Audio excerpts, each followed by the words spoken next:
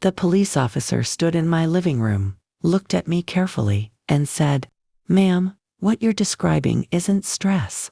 It's abuse." I wanted to argue with him. I wanted to protect my child. But deep down, I knew the truth. I wasn't protecting my child anymore. I was protecting the person who was slowly breaking me. My name is Eleanor Whitman, and until that moment, I had never allowed myself to believe those words could belong to my life. I was 61 years old, a retired school librarian, the kind of woman people described as calm, soft-spoken, and strong in a quiet way. I had lived in the same two-story house on Willow Creek Drive for almost 35 years. I knew every creak in the wooden stairs, every stubborn window that refused to close properly in winter, every corner where dust liked to gather no matter how often I cleaned.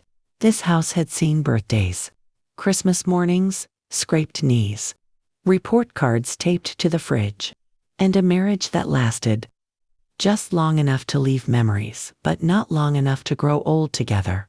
It was supposed to be my safe place, my final chapter, the place where nothing truly bad could still happen. And yet, that evening, I stood barefoot on the living room carpet, my hands shaking slightly as I clutched a mug of tea that had gone cold, while a uniformed stranger told me something I had spent years refusing to name. I didn't call the police because I wanted someone arrested. I didn't call because I was angry. I didn't even call because I was brave. I called because for the first time in my life, I was scared of the person sleeping under my roof. My son, Daniel, was 42 years old, tall, broad, with the same dark hair his father used to have and a voice that could sound gentle or terrifying depending on his mood. When people saw us together, they still said things like, "You're lucky, Eleanor." He stayed close. Most kids leave. They didn't know that staying close isn't always the same as staying kind. They didn't know how silence can rot a home from the inside out.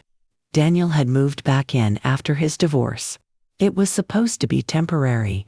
6 months, maybe a year, until he got back on his feet. That was 3 years ago. Somewhere along the way, the lines blurred. He stopped being a guest. I stopped being just his mother. I became careful, watchful, strategic. I learned to read the sound of his footsteps, the way sailors read the sea. Heavy steps meant trouble. Slamming doors meant I should disappear into my room. Silence meant he'd been drinking. But I never said the word abuse. I said stress. I said he's struggling. I said he doesn't mean it. That night, he had come home late. I heard the door open harder than necessary, the familiar clink of keys hitting the bowl by the entrance. I stayed seated at the kitchen table, pretending to read, even though the words blurred together. He smelled like alcohol and something sour. And when I gently asked if he'd eaten, his face twisted in a way I had learned to fear. The argument that followed wasn't loud at first. It never was. It started small, with sarcasm, with words sharpened just enough to cut but not enough to leave proof. By the time it ended, a vase lay shattered near the hallway. My heart was pounding like it wanted to escape my chest, and Daniel had gone upstairs without a single word of apology. I sat alone in the kitchen long after the house went quiet, staring at my hands, trying to slow my breathing. That was when I realized something had shifted. Not dramatically. Not all at once. But deeply. I was no longer just upset. I was no longer just hurt. I was afraid of what might happen next time. So I called. The officer listened patiently as I spoke, stopping often, apologizing for overreacting, minimizing my own fear even as my voice trembled. He didn't interrupt. He didn't judge. When I finished, he looked around the room at the broken vase, at the tight way I held my shoulders, at the careful distance I kept from the staircase leading to my son's room. That's when he said it. And I shook my head immediately. "No," I told him. "You don't understand. He's my son." The officer sighed, not in frustration, but in something that sounded painfully familiar, recognition. "Ma'am," he said gently, "being someone's mother doesn't mean they're allowed to hurt you. Those words settled into the room like dust after a collapse. I thought of the boy Daniel used to be, the child who ran into my arms after school, who cried when our dog died, who once promised me he'd always take care of me when I got old. I thought of the lunches I packed, the nights I stayed up waiting for him, the excuses I made on his behalf even when it cost me pieces of myself. How do you reconcile that child with a man who made your stomach tighten every time you heard him coming home? The officer asked if I felt safe staying in the house that night. I opened my mouth to answer and realized I didn't know. And that was the moment everything truly began to fall apart. After the officer left, the house felt different. Not quieter, it was already quiet, but exposed. Like a secret had been spoken out loud, and the walls were still deciding whether to collapse or pretend nothing had happened. I locked the front door, even though it was barely past 9 in the evening, and stood there for a long moment with my hands still on the deadbolt, listening. Upstairs, I could hear the faint sound of the television through Daniel's door, the laugh track of some late night show clashing violently. With the tight knot in my chest, it struck me then how absurd it all was. The world kept moving, jokes were still being told, people somewhere were falling asleep without fear, and yet, I stood in my own living room feeling like a guest in my own life. I went to the kitchen and carefully swept the broken pieces of the vase into a dustpan. It had been a wedding gift. Blue ceramic with tiny hand-painted flowers around the rim. I remembered unwrapping it with my husband all those years ago, laughing about how we didn't even like flowers that much. As I threw the shards into the trash, I realized how often I had done this, cleaned up evidence, erased moments, restored order so convincingly that even I began to doubt anything was wrong. Every broken object had been followed by an explanation. He was tired. He was drunk. He didn't mean it. I had become fluent in excuses, the way some people become fluent in love. That night, I didn't sleep. I lay in my bed, fully dressed, my glasses still on the nightstand where I could grab them quickly if needed, listening to every sound the house made. When Daniel finally turned off his television and moved around his room, my muscles tensed so hard it hurt. I hated myself for that reaction. What kind of mother feels fear instead of affection when her child walks down the hall? But the fear didn't ask my permission. It arrived fully formed, heavy and undeniable. And underneath it was something even worse, a quiet, shameful relief that his door stayed closed. Morning came slowly, gray light creeping through the curtains like it was unsure whether it was welcome. Daniel left early without a word. I heard the front door shut and only then allowed myself to breathe normally. I made coffee but forgot to drink it. I sat at the kitchen table, staring at the chair across from me, replaying the officer's words over and over again. Being someone's mother doesn't mean they're allowed to hurt you. I had spent decades teaching children about boundaries, about respect, about how love should never require fear, and somehow, somewhere, I had exempted myself from every lesson I believed in. Over the next few days, nothing dramatic happened. That was the most dangerous part. Daniel was quieter, polite, even. He asked if I needed groceries. He didn't raise his voice. And with every calm interaction, a familiar doubt crept back in. See, you overreacted. You embarrassed him by calling the police. This is what fixing things looks like. Abuse doesn't always announce itself with chaos. Sometimes it retreats just enough to make you question your own memory. I felt myself slipping back into old patterns. Grateful for peace, instead of asking why peace required silence. But the fear never fully left. It lingered in my body like a low-grade illness. When Daniel's mood shifted just slightly, just enough, I noticed. When he drank again, even casually, my heart rate jumped. One afternoon, as I stood in the laundry room folding his shirts, it hit me with sudden clarity how small my world had become.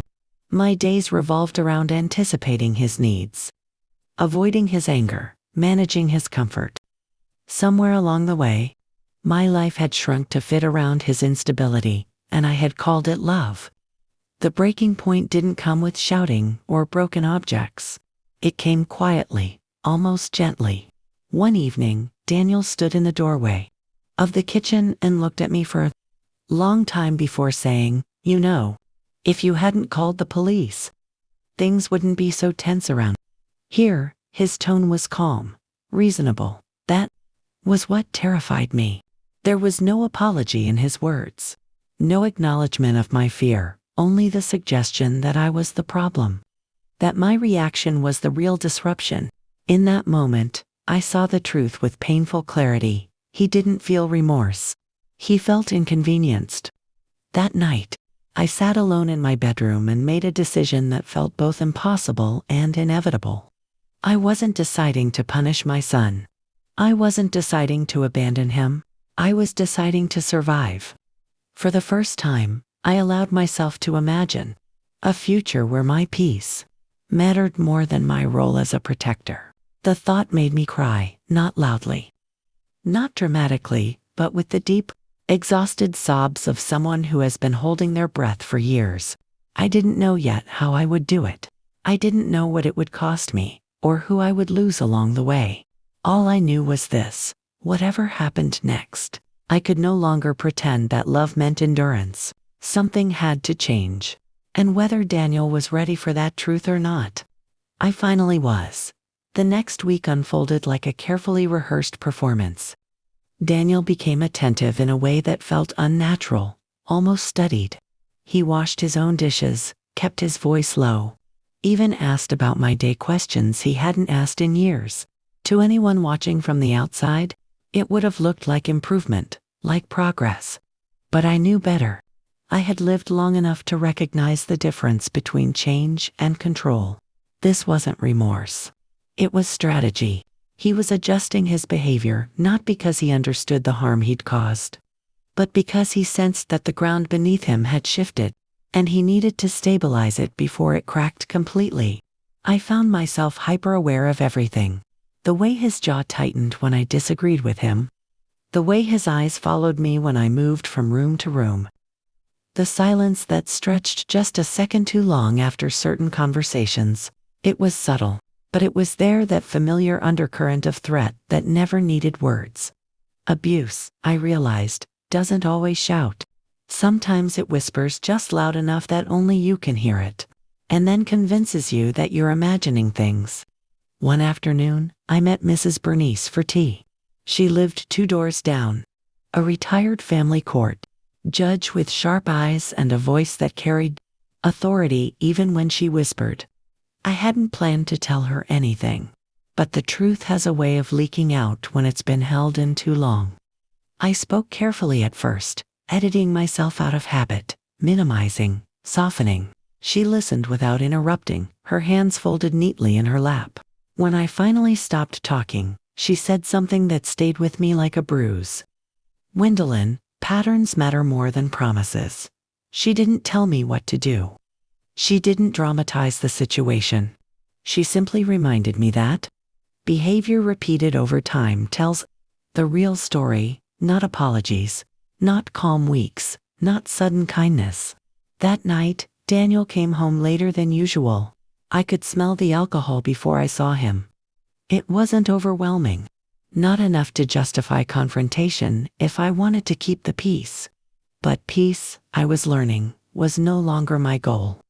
He moved through the house with exaggerated care, as if playing the role of the considerate son.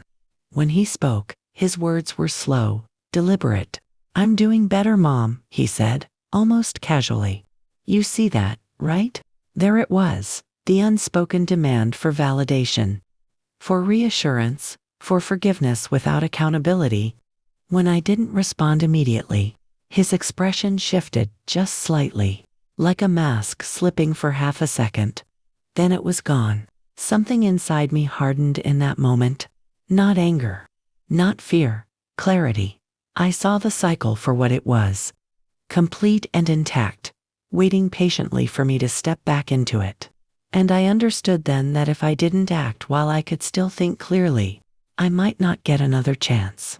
Fear has a way of eroding resolve over time. of making survival feel like loyalty and silence feel like love. The next morning, after Daniel left, I called Dr. Simone.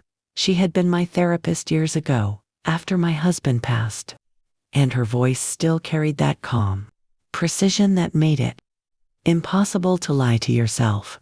I told her everything this time without editing, without protecting anyone's image. When I finished, she said quietly, "You're not dealing with a single incident.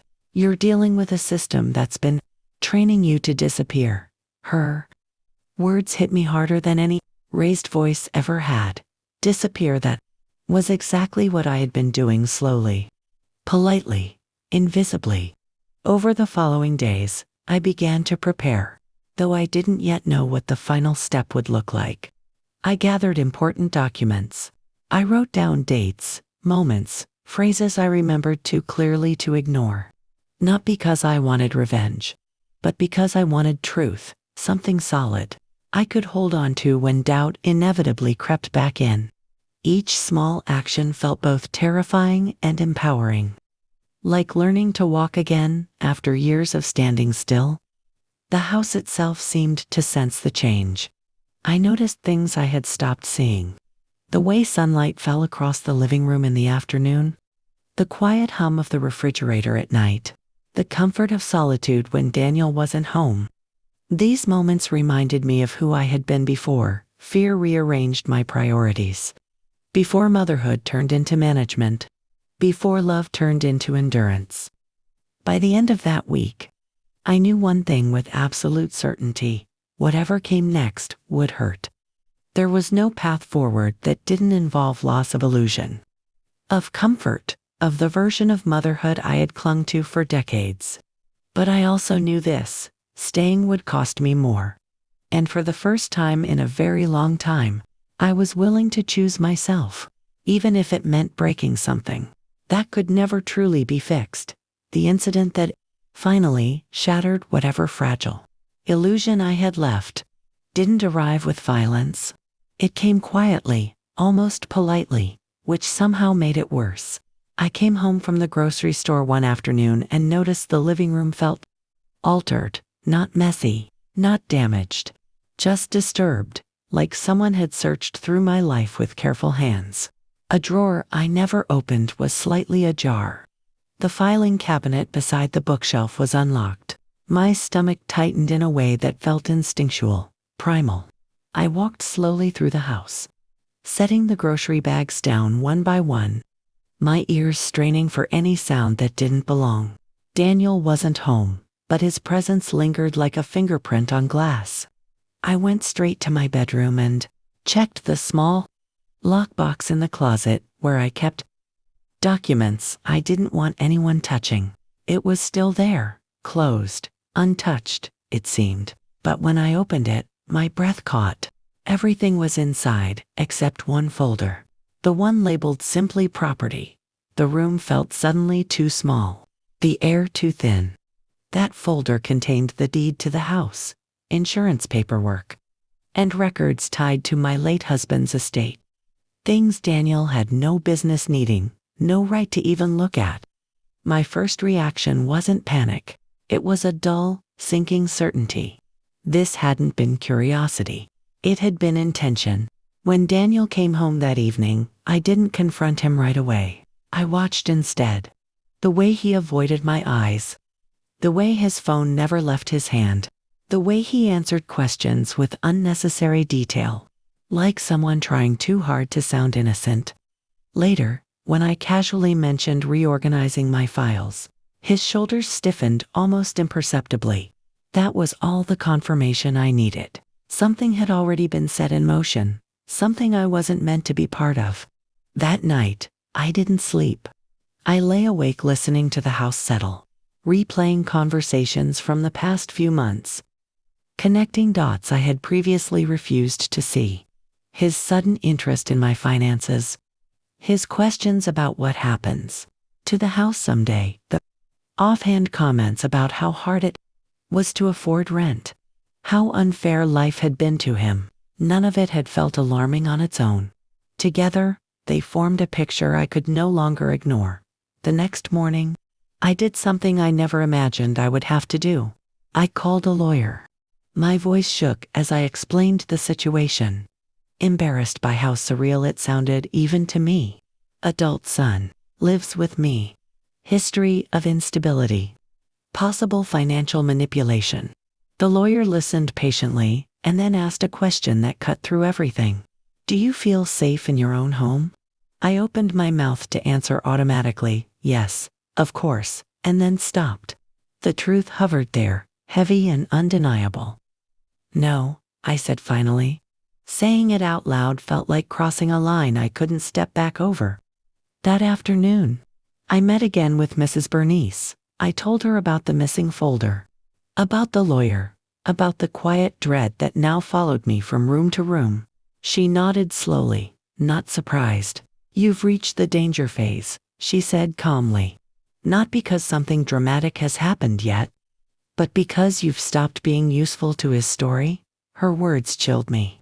I had spent years being useful, providing shelter, excuses, stability.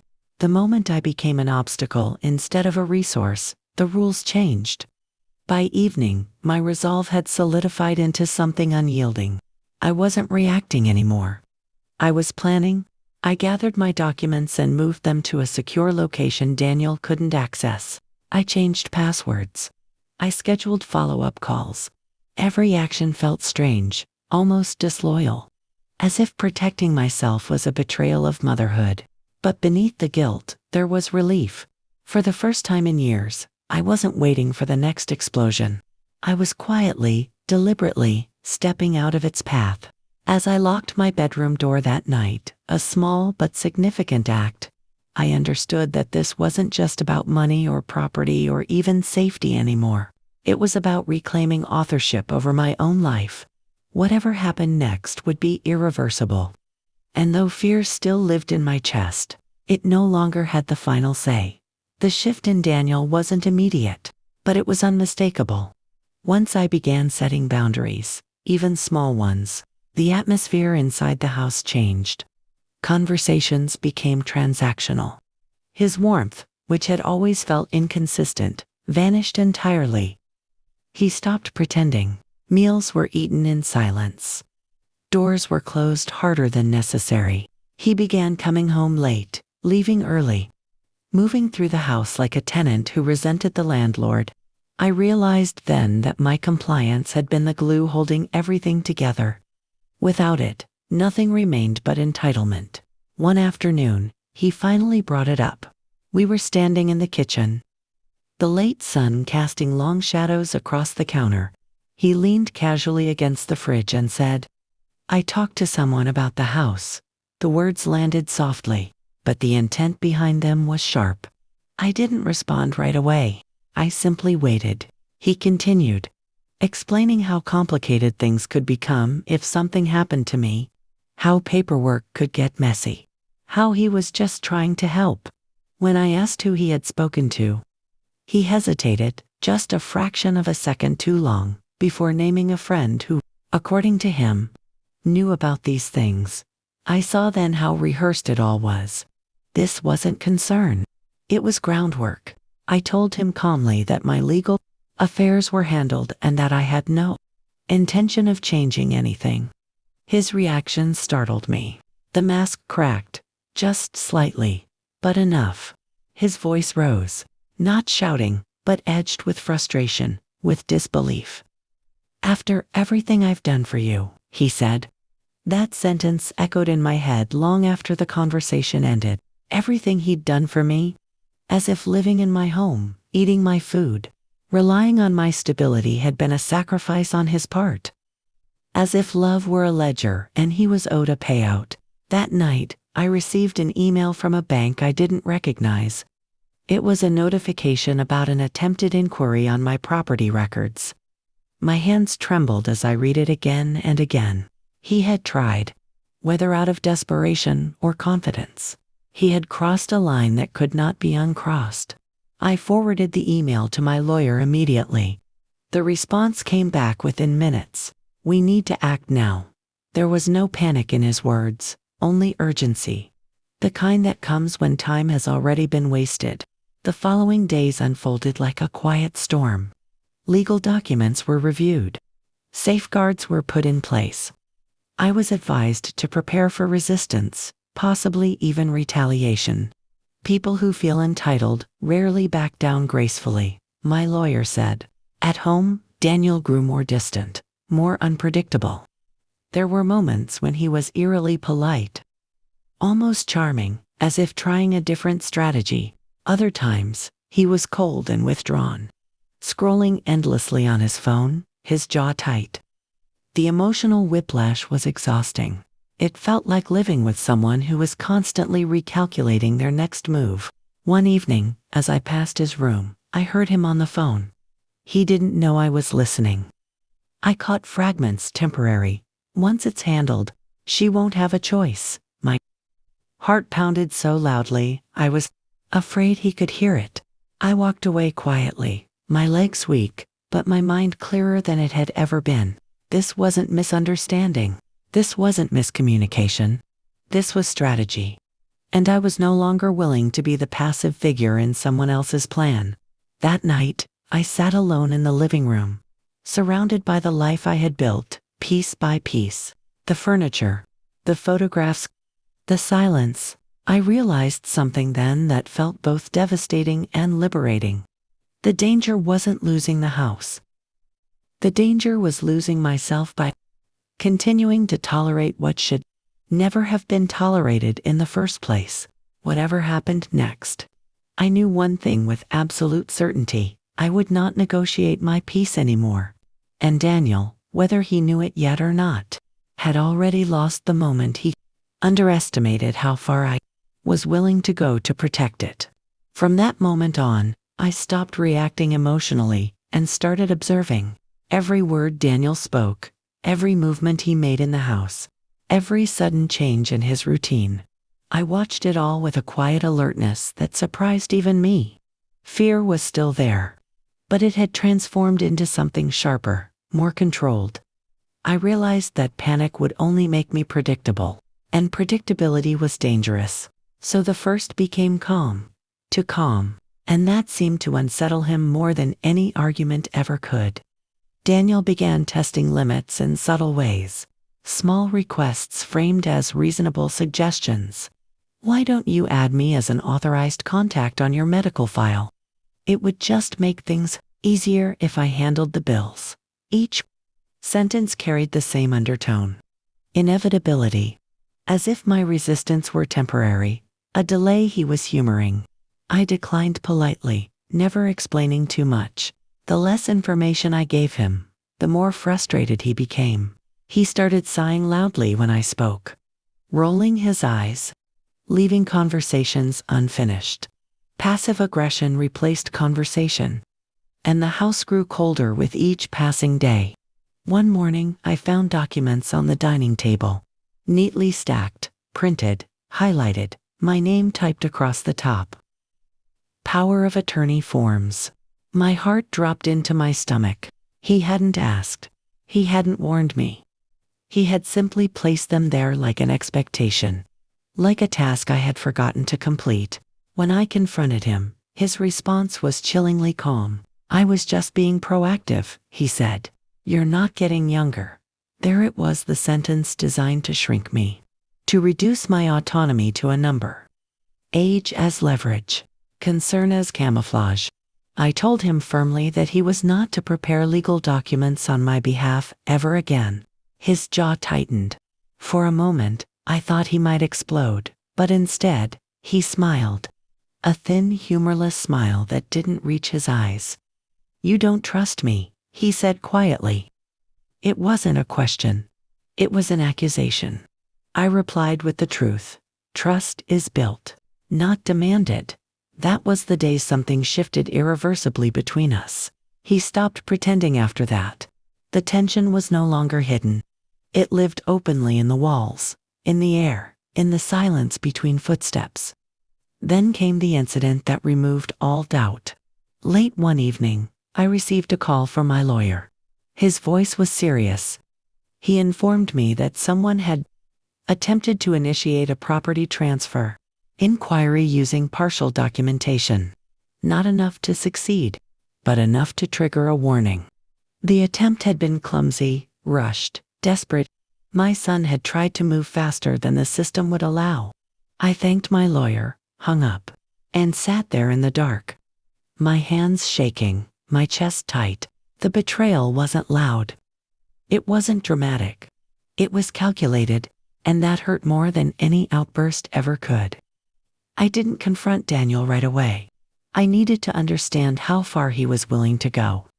Over the next few days, I noticed him taking photos of mail that wasn't his, asking strange questions about my health insurance, watching me more closely than before. Not with concern, with assessment. I realized then that I wasn't living with my son anymore. I was living with someone who saw me as an obstacle standing between him and what he believed he deserved. At night, I lay awake listening to the house creak, every sound amplified by suspicion. I replayed memories from years ago, his childhood laughter, scraped knees, school plays. I wondered when love had twisted into entitlement, when protection had turned into possession. The grief of that realization was overwhelming. But beneath it, something else began to grow, resolve. I had spent my life taking care of others.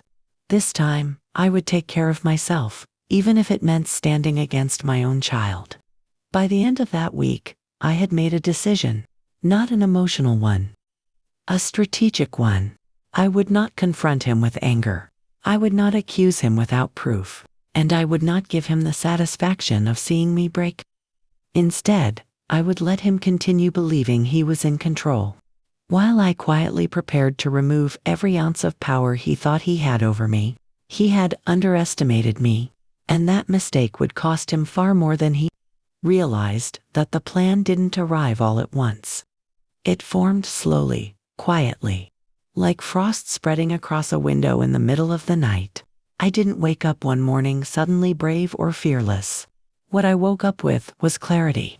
A calm, cold understanding that if I didn't act deliberately, I would lose everything, not just my house or my savings, but the last remaining pieces of my dignity. And once dignity is gone, people stop seeing you as a person. They see you as a problem to be managed. The first thing I did was reclaim my time. I began leaving the house more often, always with a reasonable explanation. A lunch with a friend, a doctor's appointment, a walk to clear my head. Daniel barely looked up from his phone when I left, convinced my world was shrinking while his expanded. He didn't know that every step I took outside that house was a step back into my own authority. I wasn't running away. I was gathering information, rebuilding connections he assumed had faded with my age. I contacted an attorney I hadn't spoken to in years, not the one Daniel knew, not anyone he could casually name. This woman specialized in elder law, and from the moment she spoke, I felt something loosen in my chest. She didn't interrupt. She didn't rush me. She listened the way professionals do when they already recognize danger, but let you arrive at the truth yourself. When I finished explaining everything, the documents, the pressure, the attempted transfer, there was a long pause. Then she said calmly, "You're not paranoid. You're being targeted." That sentence landed harder than I expected, not because it scared me, but because it validated something I had been afraid to name. She explained how often this happens, how manipulation rarely looks like violence at first. It looks like concern, efficiency, help, and then, before you realize it, your signature is on paper you didn't fully understand, and your life no longer belongs to you. She told me I still had options, strong ones, but only if I acted before. Daniel grew more confident, more reckless. We worked quietly, painstakingly, every account reviewed, every document copied, every access point traced. She advised me not to confront him yet, not to tip him off. People who believe they are winning make mistakes. And Daniel, for all his control, was already getting sloppy. I began storing important papers outside the house, changed passwords, redirected mail, Small moves, invisible ones. From the outside, nothing changed. Inside, the foundation of his control was cracking. At home, I played my role carefully. I smiled more. I asked his opinion on trivial things. I thanked him for favors I hadn't asked for. The performance exhausted me, but it was necessary. Daniel grew more relaxed, more confident. He started talking about the future again, always vague, always framed as inevitable. I nodded, I listened, and I memorized every word. Because people reveal their intentions most clearly when they think you've already surrendered. Late at night, when the house was quiet, the weight of it all would finally settle on me. I would sit alone in my bedroom, staring at the walls I had painted decades ago, wondering how love had turned into this battlefield. I mourned the son I thought I had, not the man living under my roof. That grief was real, and it hurt deeply, but it no longer controlled me. Grief and strength can exist in the same space. I learned that then. By the end of the month, I was no longer reacting to Daniel's behavior. I was anticipating it, predicting it, planning around it. The fear that once kept me silent had been replaced by something steadier. Determination. He thought time was on his side. He thought my hesitation meant weakness. What he didn't understand was this: I wasn't hesitating. I was preparing. And when the moment came, it wouldn't be loud or dramatic. It would be final.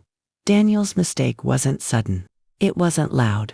It came wrapped in familiarity, delivered in the careless tone of someone who believes the outcome is already secured. He stopped watching his words. He stopped pretending. And that was how I knew, truly knew, that he believed I was beaten. One evening, over dinner, he casually mentioned a conversation he'd had with a financial advisor, someone I had never met and never approved. He spoke as if it were settled, as if my presence at the table was a formality, not a requirement. It just makes sense, he said, cutting into his food, not looking at me. At your age, simplifying things is smart. You don't want to be dealing with paperwork forever. I felt something inside me go very still. Not fear, not anger, recognition. This wasn't concern. This was strategy, and a poorly concealed one. He assumed I wouldn't question him. He assumed the role he had rehearsed so long, the responsible son, the reluctant decision-maker, would carry him through. What he didn't realize was that every word he spoke was now evidence, not persuasion. I asked simple questions, gently, the way I always had. Who was the advisor? When did you meet? What exactly did you discuss? He hesitated just for a second, and then waved it off. Details, he said. You don't need to worry about the details. That was the moment the last illusion fell away. Because someone who respects you never dismisses your right to understand your own life. I nodded, smiled faintly, and said nothing more. But inside, I was already cataloging everything. The name he let slip, the date he mentioned, the assumption embedded in his tone that my consent was no longer necessary. That night, after he went to bed, I sat in the dark living room and wrote everything down, dates, phrases, his exact words. Not because I was emotional, but because I was methodical. Over the next few days, Daniel grew bolder. He began moving items without asking. Mail disappeared before I could open it. A file folder I kept in the study was suddenly misplaced. Each act was small, deniable, but together they formed a pattern that could no longer be ignored. He wasn't waiting for permission anymore. He was testing boundaries, checking how far he could go without resistance. And because I gave him none, because I remained outwardly calm, he assumed there was no resistance at all. What he didn't see was how exposed he had made himself. By acting without my consent, he crossed from manipulation into violation. By involving third parties without authorization, he created a trail. My attorney confirmed it in a single phone call. This helps you, she said simply. Let him continue. So I did. I let him talk. I let him assume. I let him believe that his version of the future was already unfolding. People are most honest when they think they've won. At night, the house felt different. Not safer, sharper. Like standing in a room just before a storm breaks. I slept lightly, listening. Aware not because I was afraid, but because awareness had become my armor. I no longer fantasized about reconciliation or change. That chapter had closed. This was no longer about fixing a relationship. It was about protecting myself from someone who saw me as an obstacle instead of a mother. The final confirmation came when Daniel slipped up completely. During a phone call he didn't realize I could hear. He said my name, not as mom, but as a problem to be managed.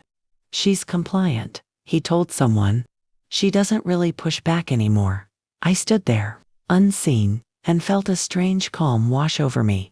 Not heartbreak, not rage, relief, because there it was, the truth, spoken plainly. And once the truth is exposed, it loses its power to confuse you. From that moment on, everything I did was deliberate. Every silence was chosen. Every nod was calculated. Daniel believed he was tightening his grip. In reality, he had just handed me the leverage I needed. He thought control was about dominance. He never understood that real control belongs to the person who sees the whole board and waits. That night, after the house finally settled into an uneasy silence, I remained seated at the kitchen table, long after the sounds of footsteps had faded and the doors had softly closed. The clock on the wall ticked louder than it ever had before, each second echoing like a reminder that time was passing, whether I was ready or not.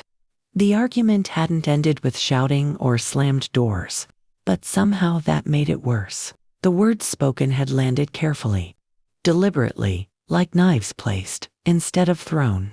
I could still feel them lodged deep inside me. I stared at my hands resting on the table and realized they were trembling. Not from fear, but from exhaustion.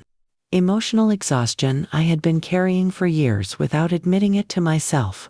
As I sat there, memories began to surface uninvited. Moments when I had ignored my instincts. Times when I had chosen silence instead of confrontation, because it felt easier in the moment. I remembered all the small compromises I had made in the name of keeping peace, how each one seemed harmless at first, but together had built a life where my own voice barely existed. I understood then that the damage done to this family wasn't sudden. It hadn't happened overnight. It had grown slowly, quietly, fed by avoidance and misplaced hope. Love had been present. Yes, but love without boundaries had slowly turned into something heavy, something suffocating. For the first time, I allowed myself to acknowledge a painful truth. I was no longer angry.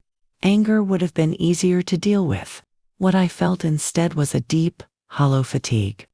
A weariness that came from always being the strong one, the understanding one, the person who absorbed everyone else's chaos so the house could keep standing. I had mistaken endurance for strength, and now I was paying the price. Sitting alone in that dim kitchen, I realized that holding everything together had slowly pulled me apart. The silence forced clarity on me. I could see the path ahead with uncomfortable sharpness. If things continued the way they were, nothing would truly change, only decay would continue. Hidden behind polite conversations and forced smiles, the idea of doing nothing suddenly felt more frightening than the idea of confrontation. I knew that the next steps would hurt people I loved, and that knowledge weighed heavily on my chest. But I also knew something else just as clearly. Avoiding pain had already cost me my peace, my confidence, and my sense of self. That was the moment I made a decision, not a loud one, not a dramatic one, but one that felt permanent in my bones. I would no longer sacrifice my well-being for the illusion of harmony. Boundaries would be drawn, not out of cruelty, but out of necessity. Honesty would replace silence, even if it made others uncomfortable. Consequences would finally exist where excuses had lived for far too long. I understood that this choice might change everything. And that terrified me, but staying where I was would destroy me slowly. And I could no longer accept that price. As I finally stood up and turned off the kitchen light, I felt something unfamiliar settle inside me. It wasn't relief, and it wasn't happiness. It was resolve. Quiet, steady resolve. I didn't know exactly how the coming days would unfold, or who would stand beside me when the dust settled. But for the first time in a long while, I knew one thing with certainty: I was done choosing comfort over truth. Whatever came next, I would face it standing, not shrinking. The days that followed were strangely calm on the surface. Yet underneath, everything felt fragile, as if one wrong word could shatter the uneasy balance we were all pretending existed. I moved through the house differently now, more aware, more observant, no longer numbing myself with routine. Every interaction carried weight. Every conversation felt like it was happening on two levels: what was said out loud, and what was being silently measured, tested, withheld. I noticed how people avoided my eyes more often, how pauses stretched longer than necessary, how tension lingered even during ordinary moments like shared meals or casual greetings. It became clear that my internal shift had not gone unnoticed. Something had changed, and everyone could feel it, even if no one dared to name it yet. Inside me, however, the resolve I had found that night did not fade. If anything, it grew sharper. I began to replay past conversations in my mind, not with regret this time, but with clarity. I could finally see patterns that had once been blurred by guilt and hope. Responsibility had always been placed, gently but firmly, on my shoulders. How expectations were disguised as favors. How emotional pressure had been normalized as love. Understanding this didn't erase the pain, but it gave it meaning. It helped me see that what I was about to do wasn't betrayal or abandonment. It was self-preservation. And self-preservation, I was learning, is not selfish when survival is at stake. I started preparing myself quietly, emotionally, more than anything else. I rehearsed difficult conversations in my head, imagining calm responses instead of defensive ones, firmness instead of apologies. Reminded myself again and again that setting boundaries did not require permission, that I didn't need everyone to agree with me for my choices to be valid. Still, doubt crept in during the quiet moments, whispering fears about loneliness, about being misunderstood, about becoming the villain in someone else's story. But each time those thoughts surfaced, I returned to the same truth: I had already tried the other way. I had already given endlessly, bent endlessly, endured endlessly, and it had brought me here. By the end of that week, I knew the calm wouldn't last much longer. Decisions unspoken still have consequences, and silence only delays the inevitable. Something was coming: a confrontation, a reckoning, a moment where everything that had been buried would rise to the surface. And unlike before, I was no longer bracing myself to absorb the impact. This time, I was ready to stand my ground. Not because I wanted conflict, but because I finally understood that peace without dignity is not peace at all. The moment finally arrived in a way that felt both sudden and long overdue, like a storm you can smell in the air hours before the first drop of rain falls. It started with a conversation that was supposed to be simple, almost casual, but quickly revealed how deep the cracks had become. Voices stayed controlled, polite even, yet every sentence carried an edge. Every pause felt heavy with what was not being said. I realized then that everyone involved had their own version of reality, their own carefully constructed narrative in which they were doing their best, sacrificing the most, or being treated unfairly. And in all those versions, there was very little room left for my truth. Listening to them speak, I felt a strange calm wash over me, not numbness, but clarity. For the first time, I wasn't scrambling to explain myself or soften my words. I let the silence work for me. I let them finish.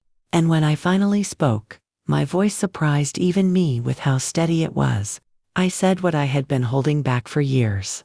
Not angrily, not dramatically, but plainly, like stating facts that could no longer be ignored. I spoke about exhaustion, not the kind sleep fixes, but the kind that settles into your bones. I spoke about fear, about how living on constant emotional alert had changed me, had shrunk my world. I spoke about love too, but not the performative kind that demands suffering as proof. I made it clear that love without respect becomes control, and care without boundaries turns into harm. As I talked, I watched expressions shift: defensiveness, disbelief, discomfort. Some tried to interrupt, to correct my memory, to reframe events in a more convenient light, but I didn't engage. I wasn't there to argue history anymore. I was there to define my future. By the time the conversation ended, nothing was neatly resolved, and I hadn't expected it to be. There were no apologies that felt complete, no promises that felt solid enough to lean on. What had changed was not them, it was me. I walked away knowing I had finally drawn a line that could not be blurred later by guilt or pressure. The consequences of that line were already beginning to form: distance, tension, perhaps even resentment. But there was also something else. Something unfamiliar, yet grounding: a sense of ownership over my own life. For the first time in a long while, I felt like I was no longer waiting for permission to breathe. I was choosing myself, fully aware that this choice would shape everything that came next. The days that followed were quieter on the surface, but internally they were some of the loudest I had ever lived through. Every morning I woke up expecting regret to hit me like a wave, expecting that familiar guilt to creep in and tell me I had gone too far, said too much, broken something that could never be fixed. But instead, what I felt was a steady, almost uncomfortable stillness. It was the kind of silence that forces you to sit with your own thoughts, without distraction, without drama to hide behind.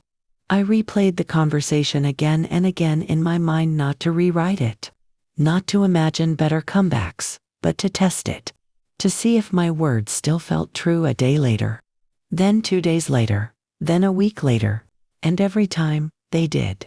That was when I understood that this wasn't an emotional reaction anymore. It was a decision. Slowly, the external reactions began to arrive. Messages that were carefully worded, calls that went unanswered on purpose, long pauses where responses used to come instantly. Some people tried to act as if nothing had changed, slipping back into old patterns, testing whether the boundaries I had set were real or just another phase. Others reacted with distance, pulling away as if my refusal to bend had personally offended them. What surprised me most was how clearly I could see it all now. Where once I would have rushed to explain myself, to smooth things over, to make sure no one felt uncomfortable because of my choices, I didn't feel that urge anymore. I answered when I wanted to. I stayed silent when I needed to. And with every small act of self-trust, my confidence grew stronger. There were moments of loneliness, of course. Boundaries don't come without a cost, and pretending otherwise would be dishonest. Some evenings felt longer than they used to. Some memories surfaced uninvited, trying to convince me that endurance was the same thing as love, that suffering quietly was somehow noble. But I didn't run from those thoughts. I let them pass through me, examining them the way you would an old object you're deciding whether to keep or throw away. I realized how much of my life had been shaped around managing other people's emotions, and how little space I had left for my own. That realization was painful, but it was also freeing. Pain with purpose feels different. It doesn't break you. It sharpens you. By the end of that period, something fundamental had shifted inside me. I no longer felt like a character reacting to events written by someone else. I felt like the author again. Not because everything was suddenly perfect or resolved, but because I was no longer negotiating my worth. Whatever came next, reconciliation, permanent distance, or something in between, knew one thing with absolute certainty: I would not abandon myself to keep the peace. The peace I was building now was quieter, stronger, and finally my own. As time moved forward, life began to settle into a new rhythm, one that felt unfamiliar at first, almost too calm to trust. Mornings no longer started with tension in my chest or the instinctive urge to check my phone for problems waiting to explode. Instead, I woke up slowly, deliberately, allowing myself the small luxury of peace without immediately questioning how long it would last. I started noticing things I had ignored for years. The way sunlight moved across the floor in the early hours, the quiet comfort of routines that belonged to me alone, the relief of making decisions without bracing for someone else's reaction. This wasn't happiness in the loud, dramatic sense people often imagine it. Was something deeper, steadier, built on the absence of fear rather than the presence of excitement.